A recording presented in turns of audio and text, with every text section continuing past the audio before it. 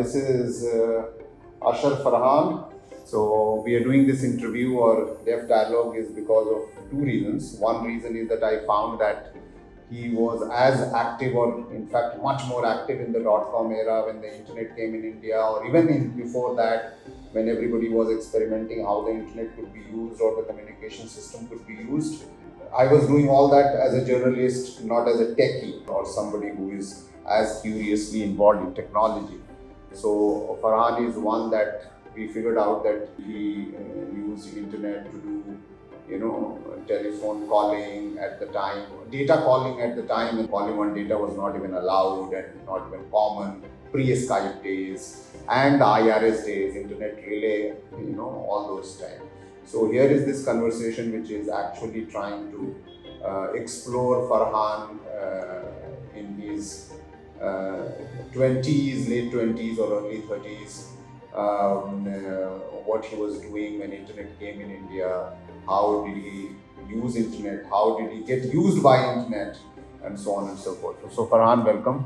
Thank you. To Dev Dialogue, and I want to explore not only myself but for the rest of the people who know me in the digital world in India, that there is another parallel digital world.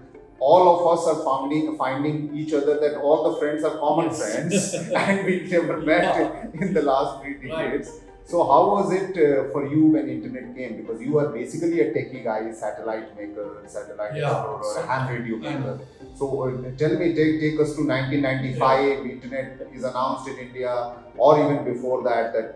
Let's start a little before that, so that there's a little bit of perspective to this. So I became a radio ham very early on, but probably I was the youngest radio ham when I got a license at that time, which was 83. 83, right?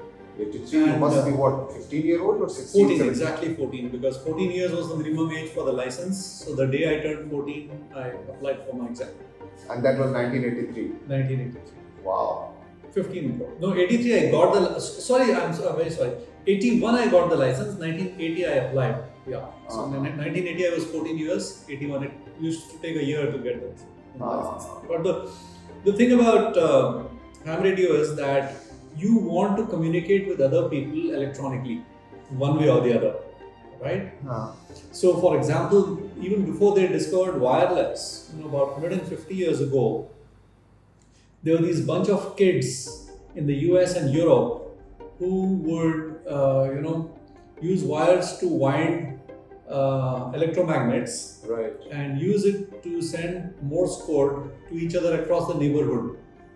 So across the neighborhood, they would secretly lay down lines, etc. So what you see now, young people are so engrossed with communicating with each other, that's through Instagram or WhatsApp. Right. बहुत पुरानी परंपरा है. This is not a new thing, right? It's pretty old. So the whole idea of ham radio, and there's this magic of being able to span distances. Right. That you're not within shouting distance of somebody and yet you are able to get things across. So whether it was 5 houses down your gully or further down, there is a magic which is magic even till date, right? I mean, even today, when you string just a speaker and a mic and putting or a matchbox or two matchboxes, there is some magic to the fact that you're able to communicate with another human being at the other end. Right. So that actually was very old phenomenon. I mean, some people think it's more magical than others. Right.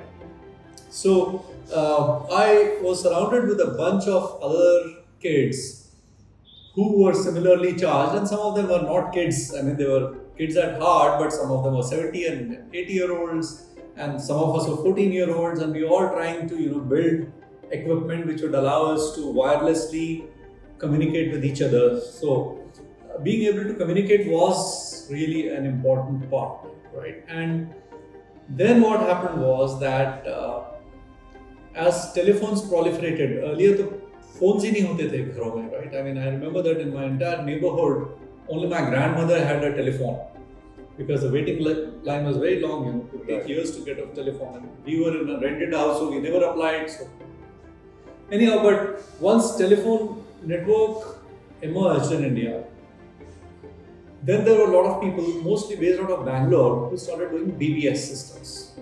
So BBS, bulletin board service. yeah, bulletin board service. में होता ये था कि there is one computer attached to a modem, which is attached to a phone, which allows only one person to access it at a time from the other end, and leave messages for others or pick up files from each other, etc. And some of the files were of adult nature, so you were satisfying two curiosities at once. So with the coming of PCs, that also emerged as an underground movement, right? So there were people like Pai and Atul Chitnis who were putting up these BBSs, and you would put messages and pick up messages from there. And actually, there were a lot of people also were coming into this because, for example, you would get lyrics to English music. वैसे English music तो समझ में नहीं आती थी, what's he saying, or what are they playing, and they would have these guitar tabs and guitar chords, etc., which were only available there. There was no other way to get these. So there was a lot of information, and I remember one particular book which was considered to be a very radical book called The Anarchist's Handbook. Yes. Which had how to make a bomb and stuff like that, which was available on these bulletin boards. So the bulletin boards were really the precursor to the internet that we know of. Right. And then the internet happened, of course. And when the internet happened, there were two kinds of accounts. There was a shell account and there was what was called PPP account. Right? Yes. So the shell account just gave you a dumb terminal which you could use to send out emails or do whatever. But it didn't have graphical interface, it couldn't run a browser, etc. Then, so I applied for a PPP connection, and a friend of mine, in the meantime, Jagdish, who's a radio ham, was offering internet access to Indians even before internet was launched here by calling long distance to the US. Mm-hmm. So he was basically supplying, I think AOL accounts to people here. So he had the entire setup of PPP and everything on a disk. So I used that, and I still remember the first time I switched on this, and there was a browser I think called Spyglass. This was even before Internet Explorer. And Mozilla. वो browser था ना उसका, Mark Anderson. Yes. And suddenly, this Yahoo page came up. Netscape, right? Yeah. This Yahoo page came up, and I was so awestruck. Oh man, all the world's information is here. But it was a very funny thing because in order to know what other sites are there were books published which had catalogs of websites. There was the whole internet catalog and things like that. Anyhow, but that was going on, and this was, I think, mid-90s, 94, I think, was when the internet came. I'm not sure. 95, 15 August. Yeah, 15th August 95. But what happened along with that is that in a year or two, a friend of mine, Ehsan, who became a business partner, he was a stock trader and he had these very fancy, IBM systems, IBM PCs. And I went to meet him and he demonstrated one of them, and it had something called a sound blaster in it. It was a sound card. So, like sound coming out of it, and this is real sound. It is not squeaks which were produced by ZX Spectrum or whatever, right? They were actual sound, and he showed me, he said, see, I can show you. So he recorded his own voice and played it back, and it came out in full fidelity. And for me, that was an aha moment. So I told him, so can we transfer it from this computer to the other? He said, yeah, I can show you. So he copied the file and played it on the other. I said, no, what I mean is, can it stream live? For him, even copying from one machine to other machine was a good time. He also said, it's going from here to there. So he was. Yeah, because at that time floppys used to come like a big size. Yeah, but because like he was a stockbroker, he had Ethernet. Oh, right? Ethernet. Yeah.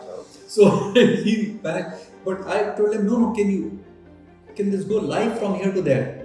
He didn't even understand what it does. He said, wo kaise hoga, and this and that. So, but I was fascinated with the sound blaster, and this is DOS, right? So I think Windows 95 had just come out with the internet. That's why it was called Windows 95. Yeah. So, but how does the sound blaster work? What is the magic behind this? Because it is completely magical that this thing should happen at all.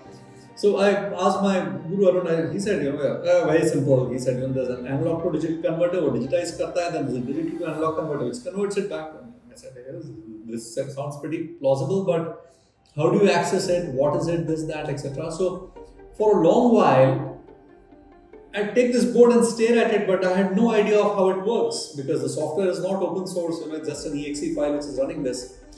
And there's this guy in Koti here who sells these educational books, including computer books. So those days, computer books had just exploded thanks to BPP and all these places. Right. So I used to go, and one day I found a book on Sound Blaster.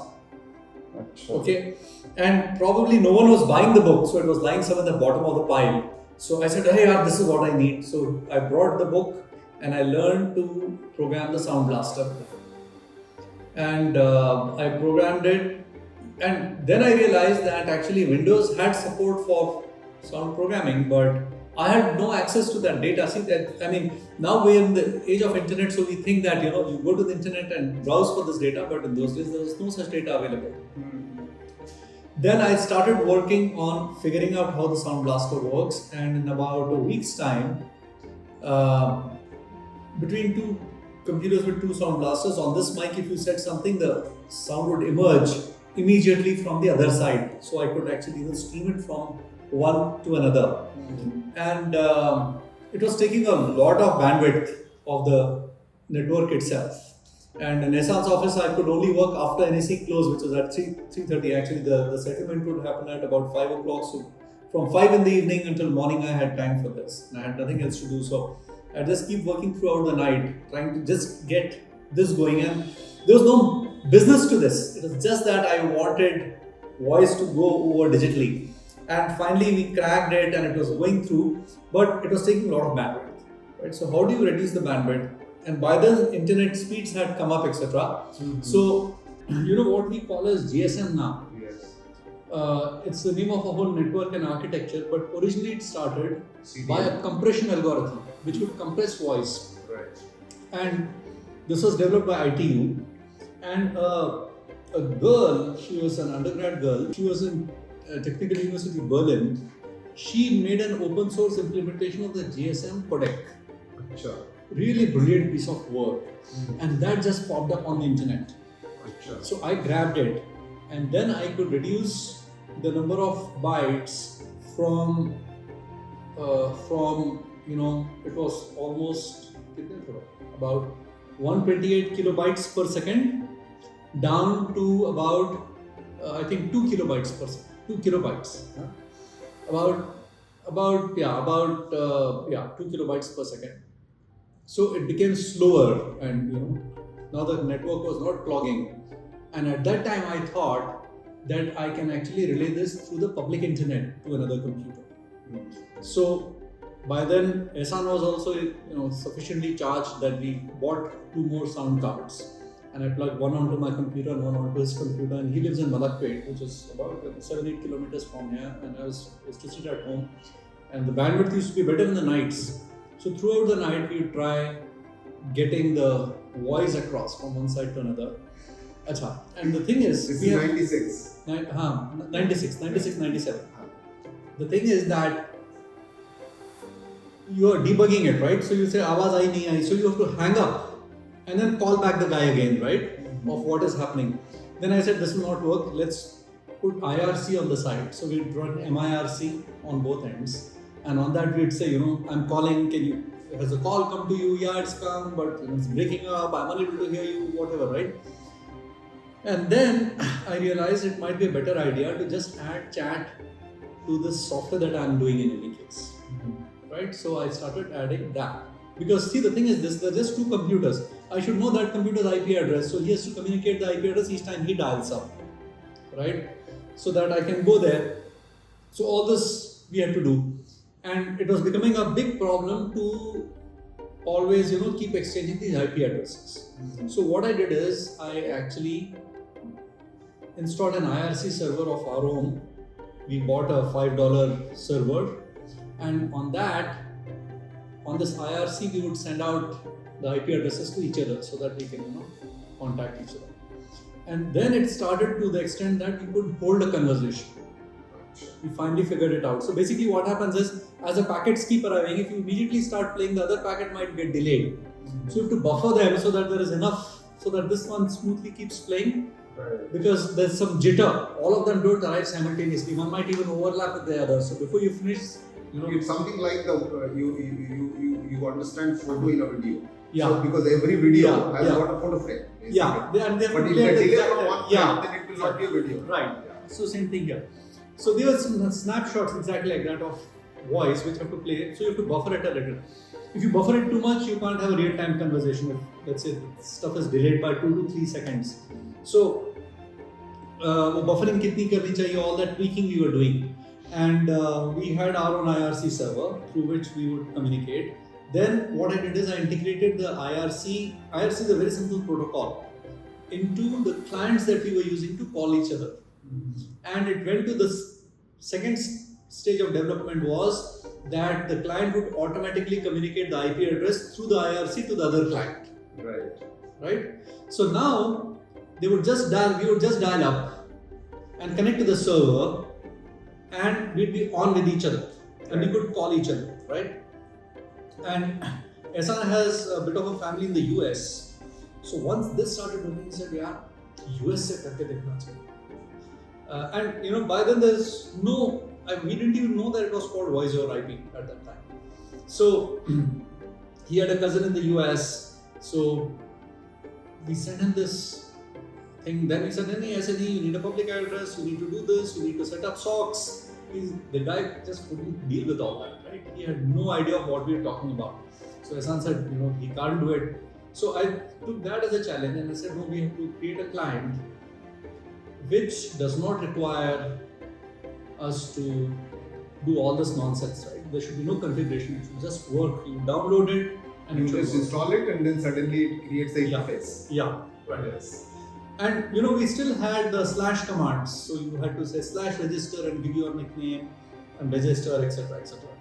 So what happened was that I made that client and then I gave it to him, and he called Ehsan, and they had a good conversation because actually the bandwidth there was far better than the bandwidth here. Right. So, and he was completely awesome. He said, I've been spending 20 cents a minute calling India.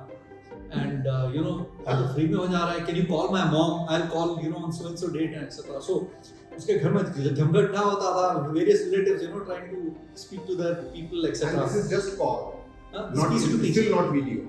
No, there's no video at all. That's just call. They're to PC to PC. Right. So at that time, Ehsan said, what if we can't his mother call from her home phone and go through this. I said, see, firstly it will require 2 phones because she'll have to call to your phone somewhere, and from this phone we have to somehow route the call into the PC. Get into the phone which is part of the modem or whatever. Yeah, and how do we do that? So, and I then started searching around. So I figured that there used to be a thing called ISDN. Nobody uses it anymore, right? I have written something on ISDN. Yeah. So the ISDN used digital voice, Yes. meaning it was a digital connection all the way through. Yeah. And there was a company called Icon. On copper line. On copper line. Yeah. So they would give this icon card, which would actually come to the. But you can actually make and receive regular telephone calls over that. Right. And there was an API available for that. You could program to it. So I developed a special version of client, which instead of streaming to and from a sound blaster would stream to the ISDN line using that icon adapter, right? And you still had to dial the call and then patch. So there was somebody who was sitting like in PBX manager who said, "Acha, aapko phone kiska phone karna ho karna? Acha, main dial karta hu, dial karke you connect this and that that call would happen." But that was a huge thing. He said, "Arey, mom doesn't have to come anywhere. वो घर से call कर सकते हैं." They would wake us up at 2 a.m. and all that, saying, "अरे यार, तेरा माँ से बात करा दो, कुछ बात करनी है," and this and that. And it was growing, right? There were about 20-30 people on the US side who were trying to call their moms and wives. Wife live separately, moms live separately. They don't live together. All sorts of hassles happening. Then we said, "ये भी नहीं चलेगा यार. This is not going to happen. This hobby is becoming too horrible. We'll just close this down." Then everybody said, "Arey, kya kar rahe ho? This, that. We'll pay you if you want, but continue this." So I said, "I think I can make this thing dial out." because उसका modem dial वो ATTT command होती है, you do this and it will dial out. So I said I can do the dial outs. Let's do that. So I automated that process. So then Ehsan didn't have to sit and make that physical connection, right? So on the chat there, they would say dial and give a number, and that command would come to this client here, and I'd strip out that dial as a keyword and take rest of it and dial that number out, and that would connect, right? And telephone will ring. Yeah, telephone will ring at mom's place now. So she'd pick up the call and they would talk. Ho gaya. So very good. So everybody is happy. But the problem is that people are now talking for hours. It had two problems. One is our telephone bill went up to about ₹1 lakh, because उस ज़माने में local call itself was about ₹2 per minute, right? Second thing is, if one guy holds on the call, then others can't call because we just have one, line which is working. So at that time, so Ehsan said, "Yeah, I'm out of money. This ₹1 lakh and all. This I'm talking about 97. नहीं होगा, I can't do this. You can't do this. And he is all the time just trying to close it down, saying, don't do this. And I'm very excited that these many calls are happening, and the whole idea of free, ability to communicate. So then what we did is we put up a text file in which there were numbers that they could call, because we didn't know who was calling. We still didn't have a user ID, etc. People would just use the clients to call. And for each number that was being called, there was only that much time for every 24 hours. So 5 minutes per phone number, right? And after that, the call will drop and you will not be able to call that person for the next 24 hours. ऐसे करके we created a small thing. So that went on, and with this, virally this thing spread out, and there were about 100 or 200 people by now calling Hyderabad through that one phone line. And with the popularity of this, now our telephone bill is going to almost ₹1.5 lakh per month. Okay, and Ehsan is saying, whatever I earn in stock market and my CA service, everything is going down this. We can't sustain it anymore. So we actually closed it down. We said, okay, ho gaya, a successful experiment. Let's go back to whatever we were doing. Then the people who were calling said, "Yeah, we will pay. Kitne paise ho? Okay, just tell us and we will pay." So Ehsan called up, payment, okay, pay karenge. So then what happened is, in that file where we had these phone numbers, against that we put up calling credits. कि कितने minute कौन call कर सकता है. Okay, अच्छा, how do we collect money? So we can't collect money from the US. We had, by then PayPal hadn't come. So this Gangadhar, who still works for Ehsan, he would go around to the called numbers and take money from them. तो ₹500 दे दिए, तो ₹500 तो 50 minute इनके मिल गए यहाँ पे, ₹10 per minute, right? So उनके account में वही टेक्स्ट फाइल में एंटर कर दिया. They keep calling, then it keeps decrementing. Then हो गया क्रेडिट, तो हो गया क्रेडिट उनका खत्म. So then this started happening, right? And at that point, we sort of no longer were losing money.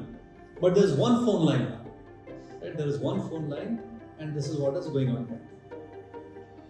And there's a lot of pressure for calling now. About almost 2,000, 3,000 people are trying to call, and they're saying we never get the call, right? Because there's somebody else using it all the time. How do we know? Then we put up a queuing system where on chat pay, you remember the status used to come, right? Saying you're 5th in the call, you're 6th in the call, ठहर जाओगे 10 minute में तुम्हें connect करेंगे, and all that would happen. And they just keep chatting with each other. In the meantime, it's like a PCO, right? People standing there and chatting with each other. Then what happened is, the guy who used to supply us the computers to Ehsan's office, we asked him to put another computer and took 2 more telephone lines and connected it to that. So he was very intrigued. He said, "What is this thing going on? This thing keeps running all the time. Telephones keep, dialing out all the time." So then I told him, "You do it yourself if you want to." So I said, "Kar dunga." So he set up a parallel system of his own.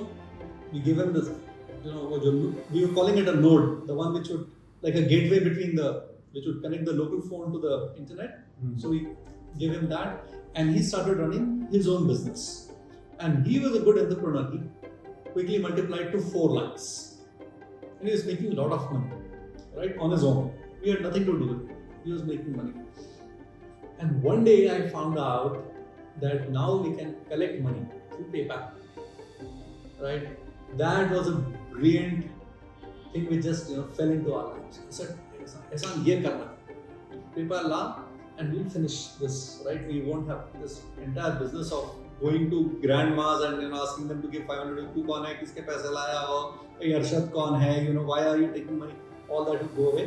There's no need to send anybody." So we basically got a PayPal account, incorporated the company in US.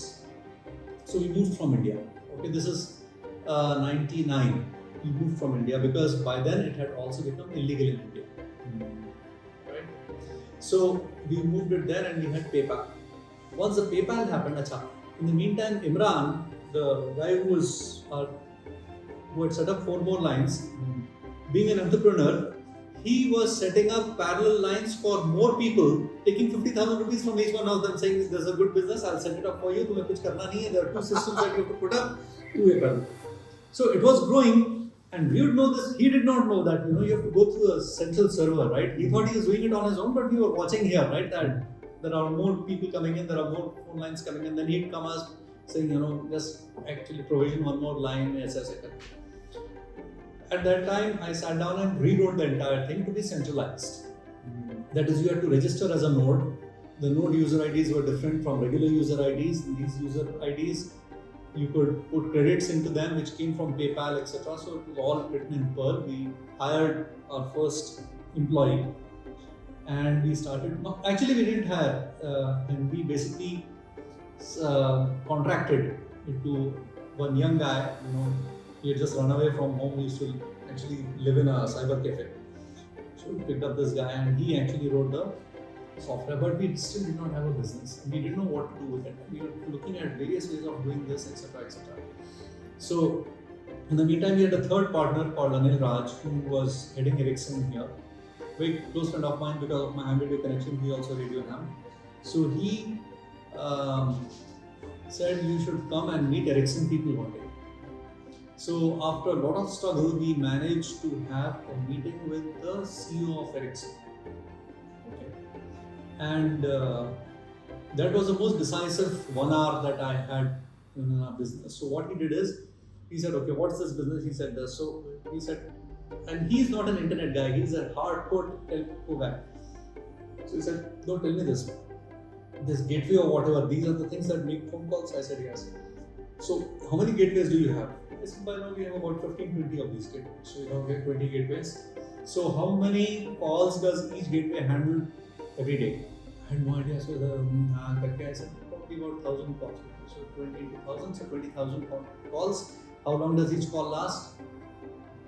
"Yeah, sir, 2-3 minutes honge." He said, "No.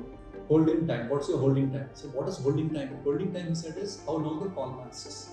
So he said, in international calling, the call quality is bad, they drop within the first minute. If it is more than 3 minutes, it's considered to be a good call, right? So are you keeping track of what your average holding time is? How many calls get dropped within? No idea. He said, "Okay, so this you have to do." So 20 into 1,000, like 20,000 call minutes each, right? Per day into 30, okay, whatever it is. So he said this. So you're doing a business of these many call minutes. Okay, so let's meet next quarter. Can you double up this? What's your growth rate? I said, "Growth rate 9. Okay, so we'll meet next quarter."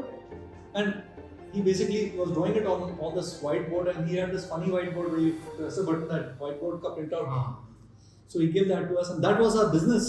I didn't know that we had a business until then. So I was very excited, and I came back to Ehsan and said, "Ehsan, this is the business that we are in. We are in business of long distance calling."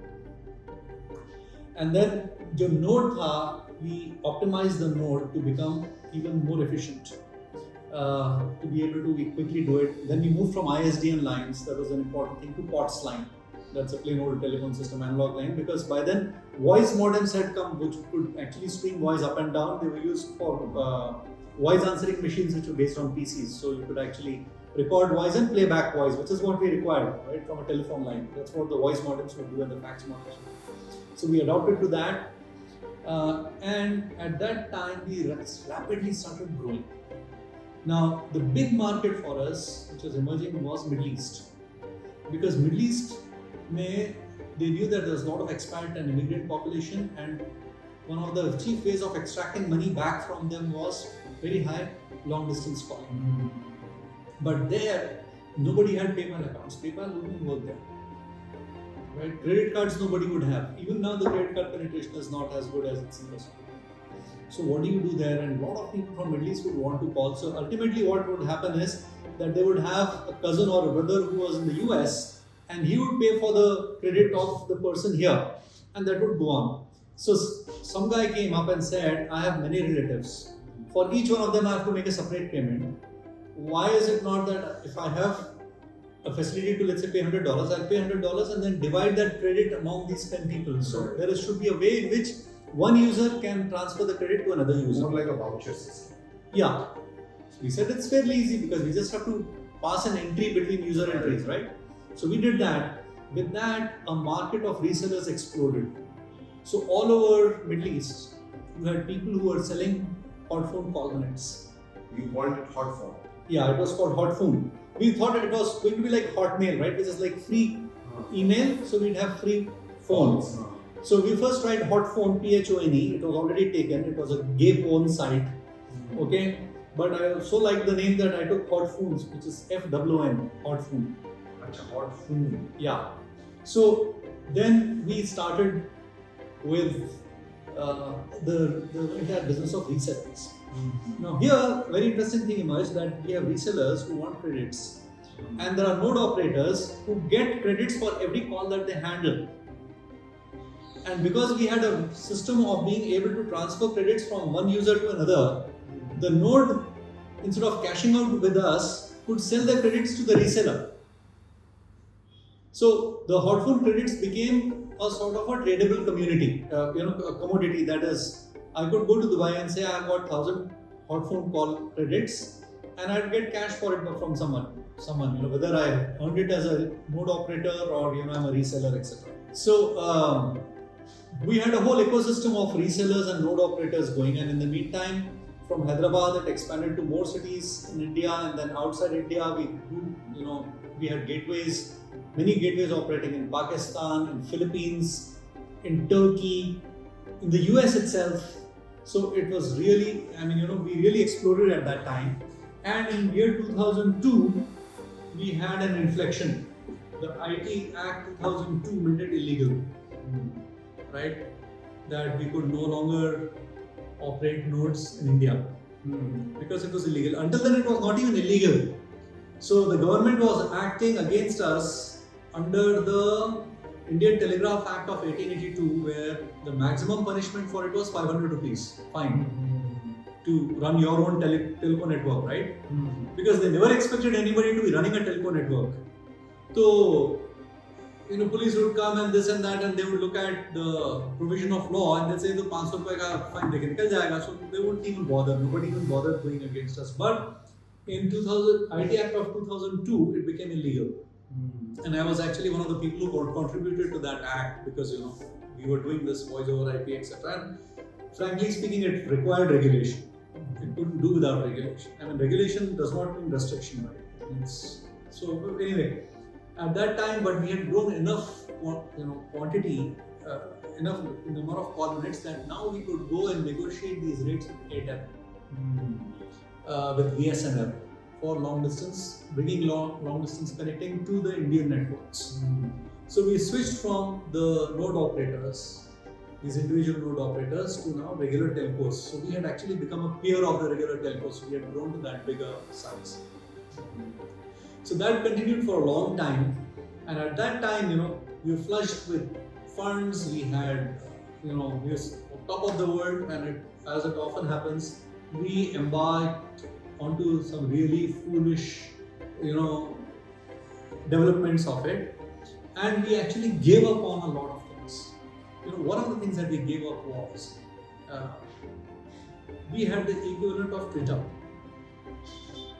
okay, which is we said that we had chat and voice calling, right? So we thought that the status of the calls of the chat will be more important than the chat itself. कि किसी ने कह दिया कि I'm here, I'm not going there, etc., etc., and everybody else can see it. we had the full client going, okay, but we saw no revenue in it because we were really revenue-centric business, right? We're seeing call minutes, is quarter kitne paise aaye, how much did you earn the next quarter, what's the profitability, in which market, etc., etc. Now, we are talking about putting $1 million into a business which has no revenue model. We gave that up. We had originally started as what's called as a PC to PC calling, that is IP to IP rather than IP to phone. And I kept developing it, and I had developed a very high-end version of it, which was equivalent of Skype, which made it very easy to, call from a PC to PC, which had video calling and everything. Again, we found no revenue stream in it. So we jumped that, and we just kept our, focus on PC to phone calling, which is, calling from a device to a phone line. And that started running out of steam by year 2005. Our call minutes started declining. We were doing almost 1 million call minutes a day. Million call minutes. Yeah. That was our So did you become millionaire at that time? We were millionaires. Yeah, we were millionaires. So as it started declining, but we were on paper, we hadn't cashed out, right? We were, if you know what I mean, declining in our revenues. We decided that we need to hand this over to another company which can actually do a better job of running, because we were no longer a technology company, right? Although we are still 4 people running it, just 4 people ran the entire network. But we were an operator now. We were not Ericsson, we were Vodafone, if you know what I mean. Customer support, billing issues, Right. those were the things that which and frankly speaking, it was of no interest to me. For about 2 years, I think I had never touched the software at all. And just running on its own. It was doing my own thing. So we found somebody else who found value in it, and then we sold off the entire business to them. How much did you sell? I can't say that on the interview, but it was a good deal. I can tell you that it was a comfortable deal for us.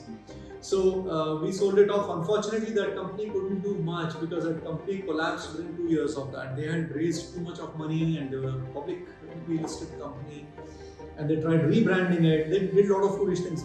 Actually, very few acquisitions worked, by the way. Yeah. So they wanted to rebrand it. So when they rebranded it, the existing customers moved away because they said, "What is this? The original people are gone. The way of doing business is gone. They've even changed their name. They've added new features. Old, ways of doing business is gone, etc." So they sort of moved away, and they actually themselves landed in a lot of regulatory mess. So the company actually closed down in about 2 years' time.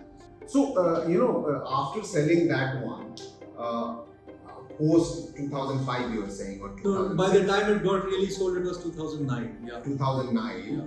So that I would say that your taste with internet or your interaction with internet, but you are actually known more for being a satellite man or a man and a ham radio man. You still do that business. You have So what is your relationship with internet after 2009 when you sold off that company? Okay, so basically, what I do is I have a history of before internet telephone itself, right? I was doing Indian language software, so I did Urdu software, etc. much before doing this work.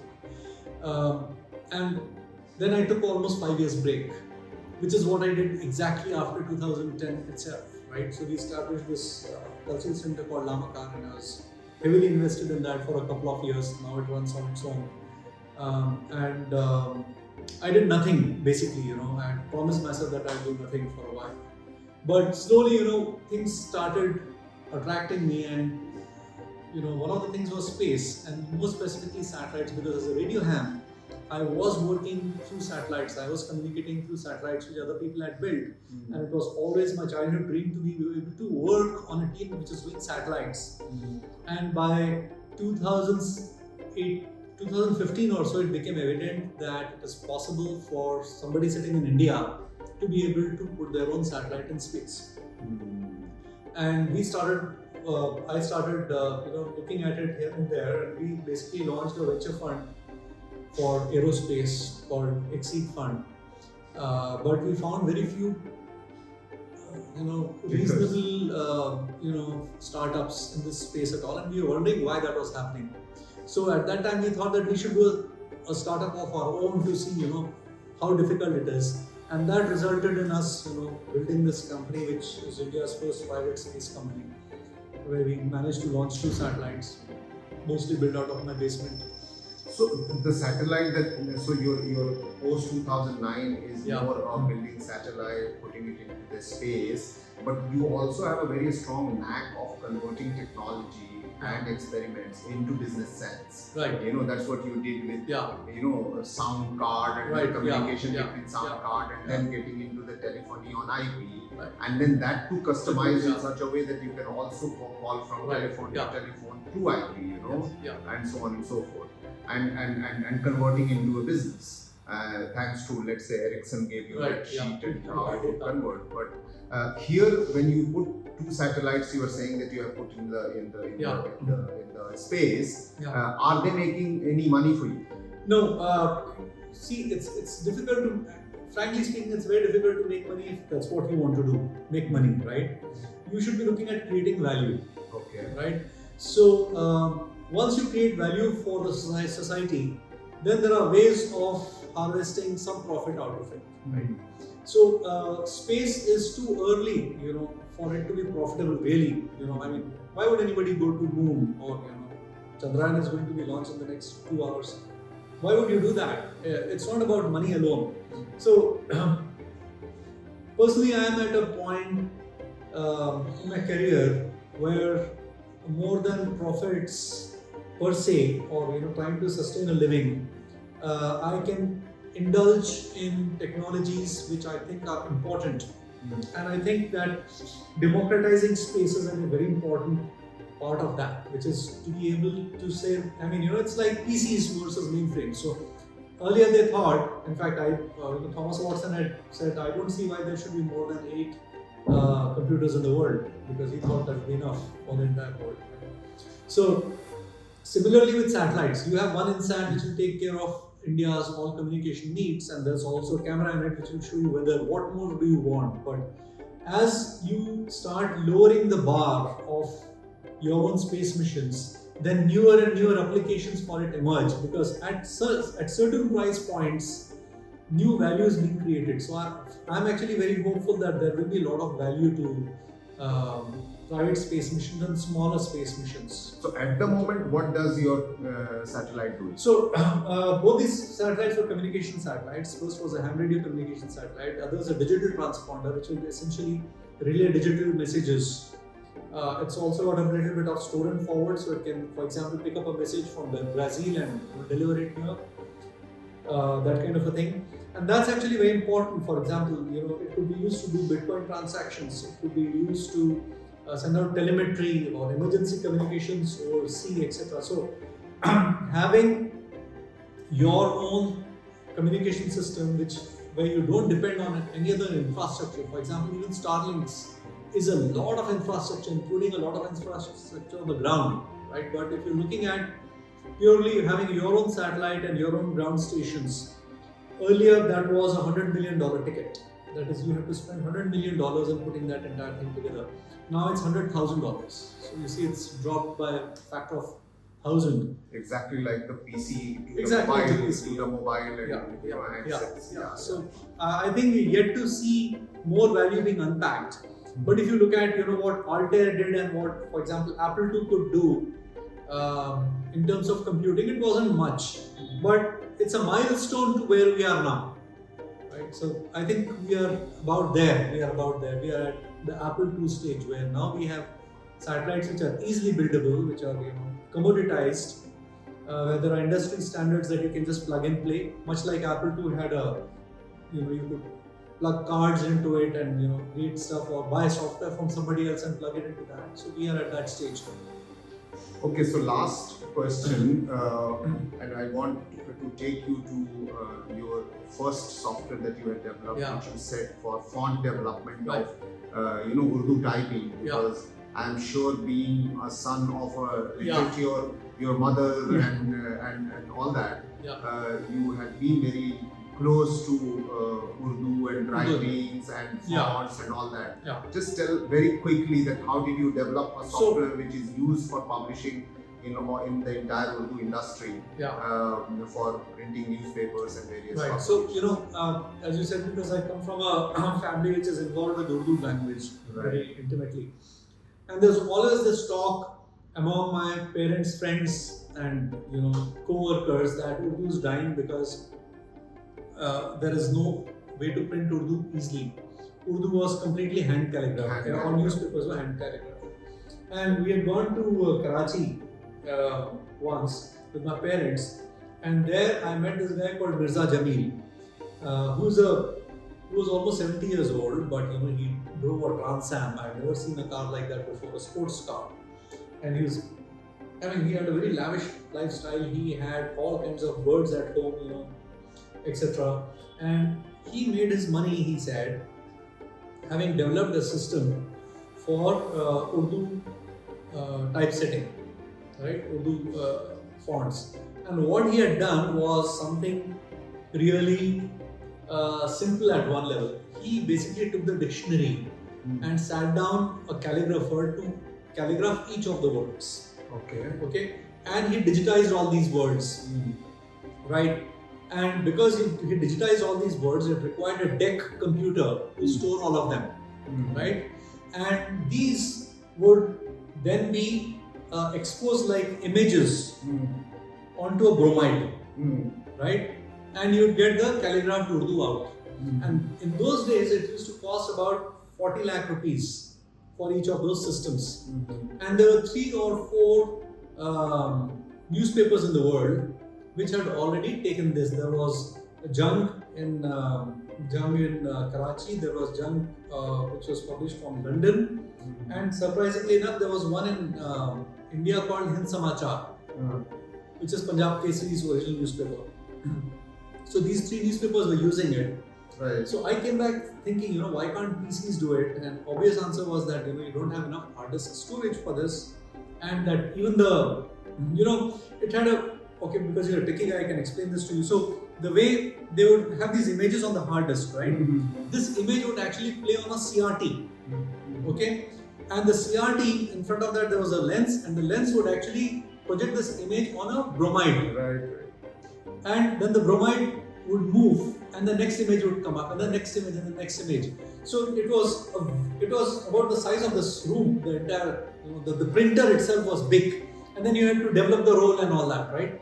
So it was, I said, very difficult and all that. In the meantime, what happened is, there was a calligrapher in Hyderabad whose father used to work in a foundry which was created here by the Nizam, because Osmania University would print these Urdu books, right? So they had developed a very obtuse kind of a font for Urdu, which sort of worked but didn't work very well. So he had his father's manuals and all that, which explained how to do the typesetting in Urdu.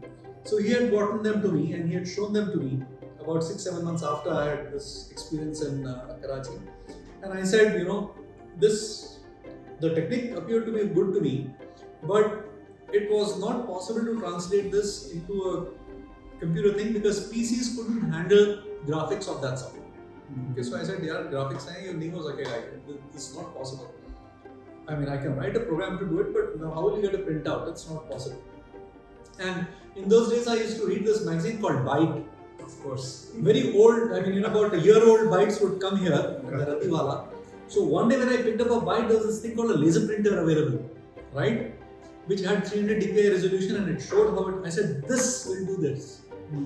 Now, how do you get a laser printer? There's no laser printer in the city or probably in the country. So I went around asking people, how do you import this? And in those days, to import any equipment, you had to have a replenishment license. That is, you export something and part of it you could use in foreign exchange to import back. So I caught hold of somebody who would export cotton from here, cotton garments and all that, and he had some left. So I asked him, and I took that license from him, and we got a laser printer here. Okay. And as usual, it was the user manual. It did not have the programming point. Then I spent another 2 months. Somehow we got this technical manual for it, and then I started writing this. And we got to the extent where if you could spell out these words as saying Alif, Bete, and it's ASCII equivalents. So I typed this into a program, and it would generate the word about with 80% accuracy. 80% of the words would come out properly, and you would just have one word as one printout from the HP LaserJet.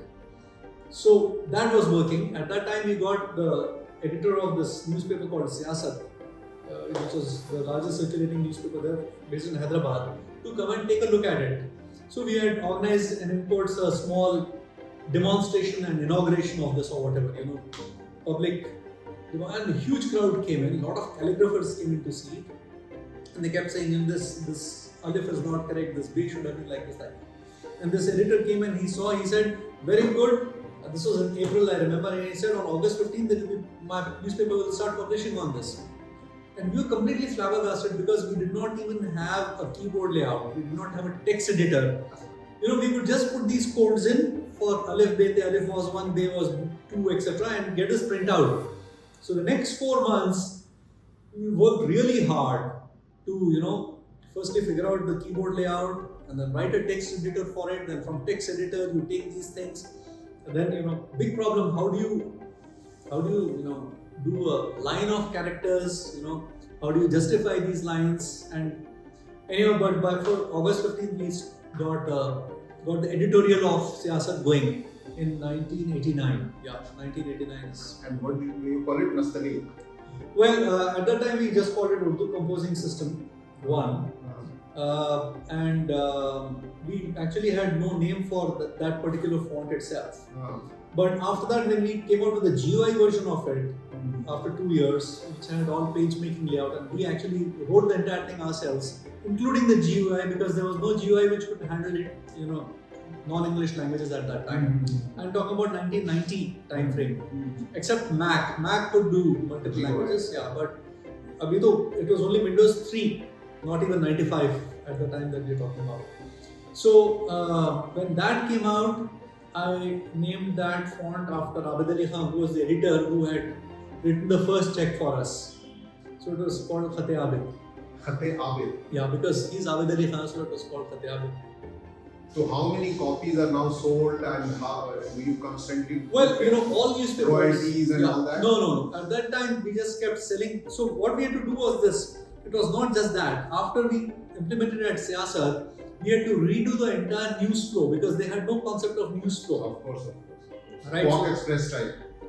So, you get the story, somebody first puts it into this, then you take the first print in big size, where you do the text editing, and then it comes to the galleys, and then somebody does the paste up, physical paste up, and then it goes there, and even there, we had to even teach the printing press how to do this, because the way the ink flows from laser printer is very different from the way ink flows from a pen, calligrapher pen. So the exposures were different, everything. So we actually would go to a newspaper and implement it end to end, everything, right? From training the sub-editors to type to, how the web press guy, the press operator should, expose the film, etc. So about, I think all the top newspapers and magazines like Shama, everything was printed on it for a long time until InPage came along. But by then we had exited from business. We had sold our business to CDAC. Oh, you sold this business to CDAC? Yeah, so CDAC took it and integrated it into iLeap. So actually a lot of iLeap code was ours. Oh, that's interesting. Yeah. Oh. See, iLeap could only go left to right, it couldn't go right to left. Of course. So then the bidirectional text was our contribution to it, and actually parts of it live on even till date because the standard Urdu keyboard was a keyboard that we had actually standardized on. So you really harp on using technology for creating a mass related serviceable product or something like that. It can serve the society, the community or something. And then I know that you also developed a software for organic farmers to use it as an inventory and selling online and keeping the organic product, agricultural product called Dana, which we are going to talk about it. But the latest one, if you can quickly, and we will close this interview, is that you are developing now a mobile phone without an operating system. Yes. That you are working on for the poorest of the poor, so that they can afford and they can buy and also be open source and not dependent on any operating system. What is it, and So when are you releasing it? I mean, this is actually a throwback to my hot phone work, which is you have to democratize telecom in a large way, and the whole business of telecom is to centralize, call connecting. Now, if you see actually what does it take really for me to talk to you? I just need to send some data packets across, right, to you. But for some reason, they have to make their way to a telephone exchange, or in case of WhatsApp, all the way to a server in the US and then come back to you, right? But why can't a community have its own communication system which is independent of the internet? Because I think at some level, and I'm not talking just at a philosophical level, but even at a social and an economic level, it's very important for small communities to be sovereign with their communication needs. There is no need for them to depend on corporates to do this. So the idea of this phone, apart from it being open source and cheap, is also that it should be peer-to-peer. It should also be peer-to-peer. I mean, you have to make phone calls to regular phone numbers, but there should be a way in which if you're cut off from rest of them, you can still communicate among them yourselves. That's the philosophy of that approach. Yeah. Okay. So it's still early. We're still exploring it. It might take a year or two for the phone to completely fructify. That's my next project. But in this case, while you will be writing its own software which can directly communicate with the hardware, are you also working on the hardware parallelly? Yes, of course. Yeah. Okay, I can show you some of the prototypes which we have here. Wonderful. Great. Thank you very much. Yeah, thank you so much. And the real techno, I should call you the Sufi techie. Sufi techie. Yeah. I think that's what you should be. And thank you very much for this time.